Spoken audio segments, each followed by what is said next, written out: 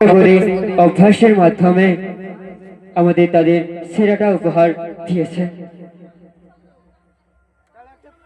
ধন্যবাদ জানাই যিনি নৃত্যশিল্পী আমাদের এই পুরো প্রোগ্রামটাকে পরিচালনা করেছেন, এবং ধন্যবাদ জানাই সেই সমস্ত মানুষদের যারা পুরো অনুষ্ঠানটা পরিচালনার জন্য আমাদের সঙ্গে ছিলেন। আমাদের সাউন্ড সিস্টেম, মাইক, প্যান্ডেল প্রত্যেককে জানাই অসংখ্য ধন্যবাদ। আপনাদের ছাড়া ভাই ভাই ক্লাবের এই মঞ্চ আজ এইভাবে রঙিন ভাবে সেজে উঠত না।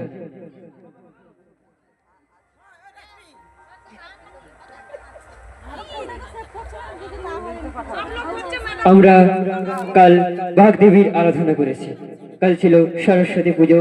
সেই সকাল থেকে মায়েদের তাড়াহুড়োয় ধুতি পাঞ্জাবি বাসন্তী রঙের শাড়ি পরে আমরা সকলেই পুষ্পাঞ্জলি দিয়েছি মায়ের চরণে, এবং এটা তো নিশ্চয়ই চেয়েছি যে মা জীবনে যতই বাধা আসুক না কেন আমরা যেন সবসময় সত্যকে নিয়ে জীবনে এগিয়ে যেতে পারি এবং সকল বাধা ভুলে জীবনের লক্ষ্য স্থির রেখে এগিয়ে যেতে পারি। কারণ লক্ষ্য বাধা কখনোই তোমাকে পিছিয়ে দিবে না।